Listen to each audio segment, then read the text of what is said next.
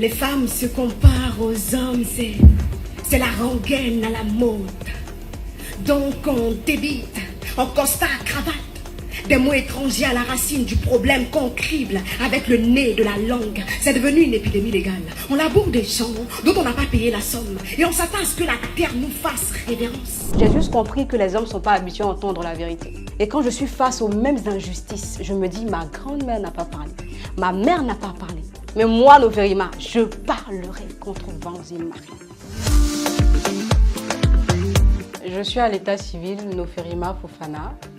Dans le monde du slam, je m'appelle Noferima tout simplement. Je suis artiste slameuse, championne nationale de slam 2023, championne du monde de slam Paris 2024, médaillée de bronze à la Coupe du monde au Togo, d'autres prix que je vais vous épargner.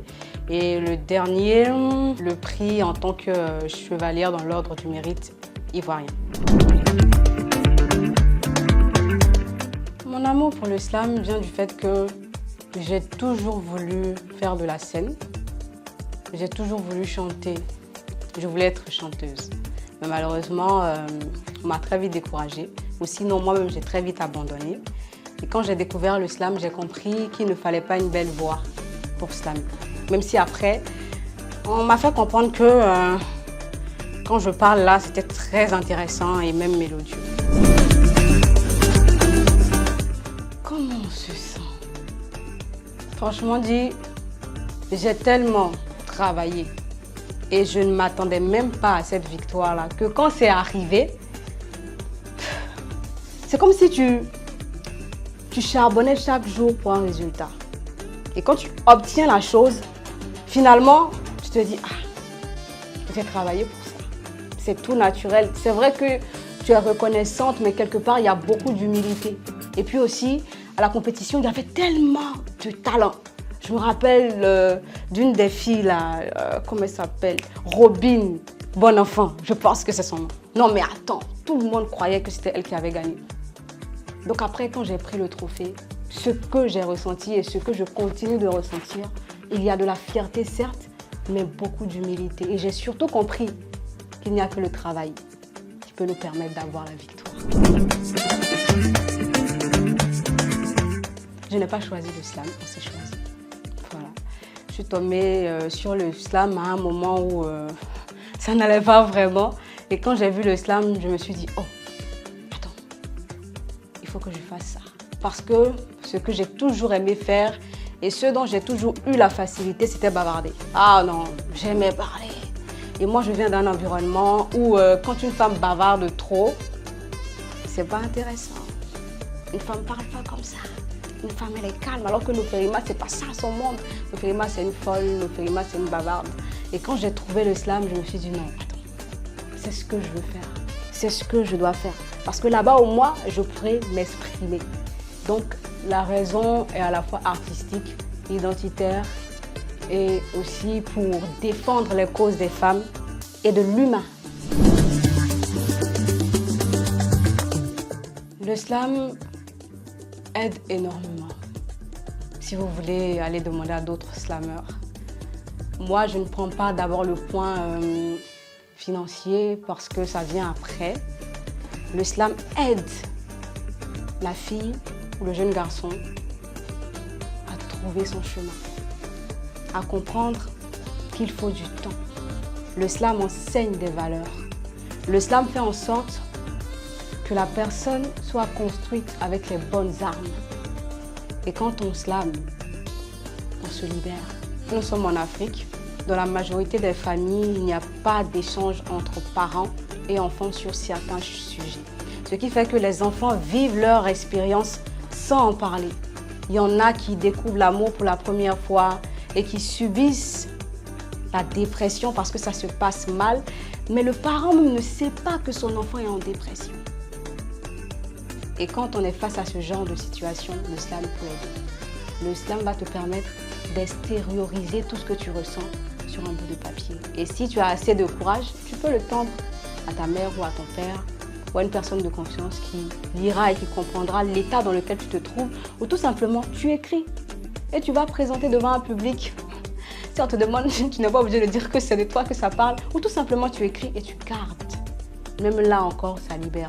Et le slam, à force de pratiquer, te permet aussi de gagner ta vie. Voilà, moi aujourd'hui, la majorité de ce que je gagne vient du slam. Je peux à la limite dire que c'est du slam que je vis. Donc ça peut aussi nourrir son homme. Et le slam ouvre l'esprit énormément. Ça te fait comprendre que le monde est plus vaste que ce que tu vois. Le slam m'a apporté énormément de choses. Mais la chose la plus précieuse que l'islam m'a donnée, c'est d'ouvrir mes yeux sur qui j'étais. Voilà. Je me définissais beaucoup par rapport à mon environnement, à mon milieu de vie.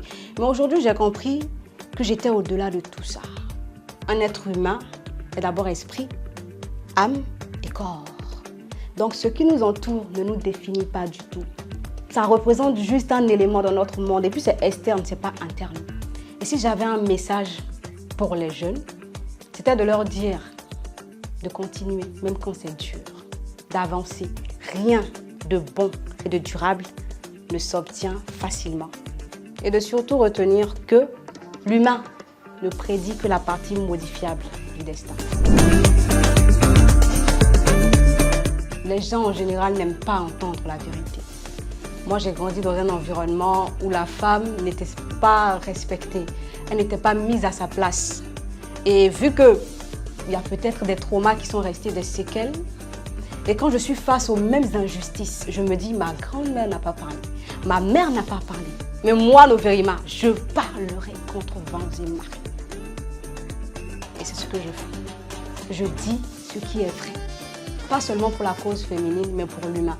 Récemment, j'ai eu à faire un spectacle avec Fab.